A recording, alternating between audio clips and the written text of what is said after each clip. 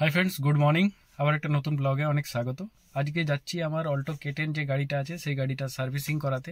এখানে বড়জোড়ার যে Maruti সুজুকির authorize service centre আছে সেখানে যাব।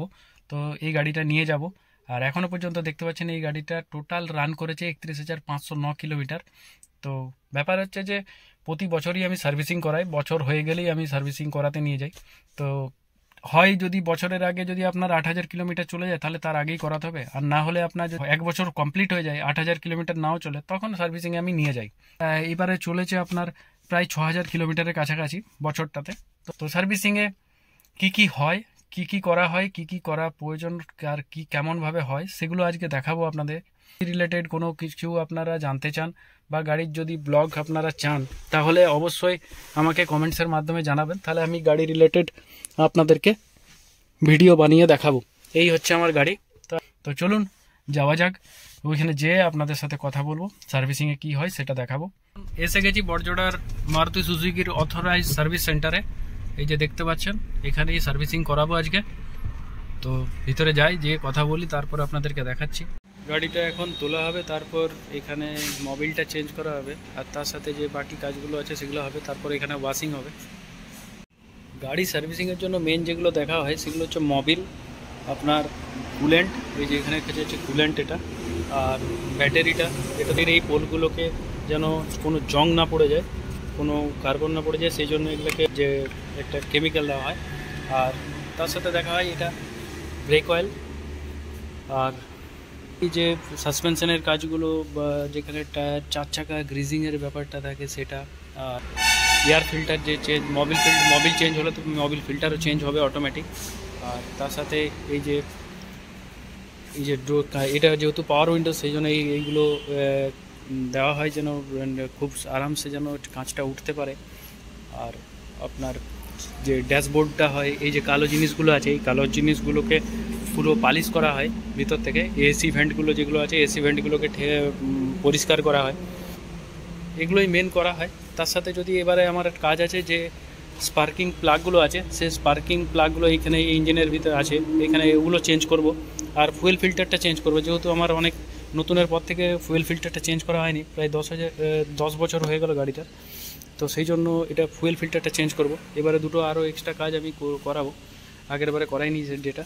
আগের বারে আপনার গিয়ার অয়েলটা চেঞ্জ করে দিয়েছি, তাই জন্য আর গিয়ার অয়েল চেঞ্জ করাবো না, তবু আমি মোবিলটা চেঞ্জ করিয়ে নেবো। আর চারটা চাকা গ্রিজিং করবে, চারটা যে খুলে আবার ব্রেকের কাজগুলো করবে, ব্রেক শুর কাজগুলো করবে, ব্রেক শুগুলো দেখতে হবে। ওয়াইপার ব্লেড আগের বারে চেঞ্জ করেছি, সেই জন্য ওয়াইপার ব্লেড আর চেঞ্জ করবো না। তো এখন দেখতে পাচ্ছেন গাড়ির কাজ শুরু হয়ে গেছে, গাড়ির চারটা চাকা খুলে এবারে গাড়িটাকে ওঠানো হচ্ছে। যে ব্রেক শু, ব্রেক প্যাডগুলো সেগুলো দেখা হবে, এগুলো চারটা চাকাই খুলে দেওয়া হয়েছে। এখন দেখতে পাচ্ছেন প্যাকেট হয়ে আছে। এটা আপনার সামনের চাকার ব্রেক শু ঠিকই আছে, এগুলো ঘষে দেওয়া হচ্ছে। কতটা উপরে তুলেছে দেখুন।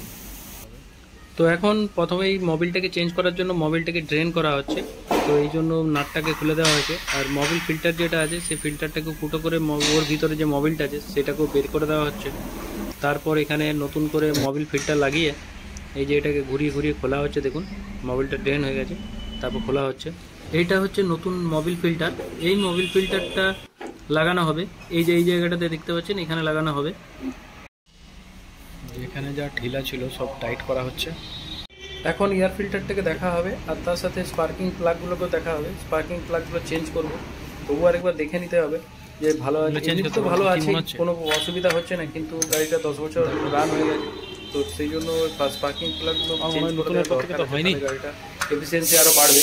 তো এখন ইগনিটরটা প্রথমে খোলা হবে, তারপর এই যে এটা দেখতে পাচ্ছেন ইগনিটর, এই জিনিসটা এটা ইগনিটর। আর ইগনিটরটার ভিতরে এই যে গর্তগুলোর ভিতরে আছে স্পার্কিং প্লাগ, সেটা দেখাচ্ছি আপনাদেরকে। এইটা হচ্ছে আপনার ইগনিটর, আর ওই যে গর্তর ভিতর থেকে খোলা হবে, ওই যে ঘুরিয়ে খুলছে দেখুন, ওইটা হবে স্পার্কিং প্লাগ। এটা স্পার্কিং প্লাগ, এই দেখুন এইটাকে চেঞ্জ করা হবে। তো এগুলোর খুব একটা বেশি দাম নয়। এবারে নতুন স্পার্কিং প্লাগগুলো ঢোকানো হচ্ছে, তারপর যেরকম ছিল সেই রকমভাবে টাইট করা হবে, এই দেখুন। তারপর ইগনিটরটা লাগানো হবে। তো এটা পুরো প্রসেসটা এই তিনটাতেই এরকম চেঞ্জ করে দেওয়া হলো। এখন পিছনের চাকার ব্রেকগুলোকে চেঞ্জ করা আছে, এটা হচ্ছে ড্রাম ব্রেক। আর এইগুলো যে ব্রেক প্যাডগুলো আছে সেগুলোকে ভালো করে পরিষ্কার করা আছে। আর ব্রেকটা যেন ভালোভাবে কাজ করে তার জন্য ওই যে ব্রেক শুগুলোকে এগুলোকে ভালো করে সিরিজ কাগজ দিয়ে ঘষে দেওয়া হচ্ছে। লিক করেনি তো? অয়েল লিক করছে না তো? এবারে এয়ার ফিল্টারটাকে দেখা হলো, এটা ভালো আছে, পরিষ্কার আছে, চেঞ্জ করার দরকার নেই, এটাকে লাগিয়ে দিচ্ছি। ও দেখতে পাচ্ছেন মোবিলটাকে ঢালা হবে। তো মোবিলটা প্রথমে কিছুটা কমিয়ে নেওয়া আছে, কারণ পুরো 3 লিটার লাগে না। 3 লিটার লেখা তো তাই আছে। মোটামুটি ক হাজার পর্যন্ত আছে। এটা বছর হয়ে গেছে, 1 বছর 2 মাস হচ্ছে চেঞ্জ করা হচ্ছে। ব্রেক অয়েলটা দেখে না একটু। আর ওটা দরকার হলে এনেছি, তো মনে হলো চেঞ্জ করে দেবো, যদি সেরকম একটু মনে হয় তাহলে এক্সট্রা আছে। আপনার ব্রেক অয়েল, এটাকেও আমি চেঞ্জ করে দেবো। তো এই দেখতে পাচ্ছেন এই ব্রেক অয়েলটা ঢালবো .3। তো এখন চেঞ্জ করে দিচ্ছি, এখানে চেঞ্জ করা হচ্ছে, এই দেখুন। আর ব্যাটারির যে জলটা আছে সেই জলটা চেক করা হবে। এখানে দেখা হচ্ছে টর্চ দিয়ে যে ব্যাটারিটা কতটা জল কম আছে, কারণ মাঝে মাঝে এই জলটা চেক করা দরকার, নাহলে যদি জল কমে যায় তখন ড্রাই হয়ে যাবে, অসুবিধা হবে। তো এই জন্য সার্ভিসিংয়ে যখন এসছে তখন এখানে জলটা যেটা কম ছিল সেটা ঢেলে দিচ্ছি।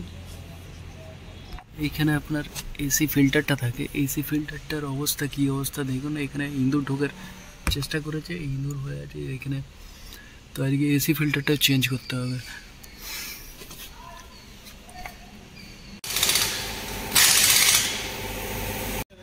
এটা আপনার ব্লোয়ারটা, এটা যেটা ফ্যানটা পাখাটা সেটা, এটা হাওয়াটা যেটা হয়। হ্যাঁ। এখন গাড়িটার ওয়াশিং হচ্ছে। একটা কাজ বাকি রয়ে গেল, যেটা ফুয়েল ফিল্টারটা চেঞ্জ করতে হবে, সেটা এখন নেই। আর এসি ফিল্টার যেটা আছে সেই এসি ফিল্টারটাও এখন যেটা আমি চাইছি সেটা পাচ্ছি না। তো ওটা আসছে, তখনকে গাড়িটা পরিষ্কার হয়ে যাক, এটা ওয়াশিং হয়ে যাক। আর এখনই অলরেডি আরও 2-1টা গাড়ি লাইনে চলে এসছে, এটা মোবিল চেঞ্জ হবে। আর বাইরে আরও 2টো গাড়ি আছে, তো ওয়াশিংটা হয়ে যাবে। তারপরে আর বাকি যে কাজটাকে করিয়ে তারপর বেরিয়ে যাবো। এখানে আরও গাড়ি আছে, কিন্তু বেশ ভালোই ভিড় হয়, আর কাজটাও এনাদের খুব ভালো।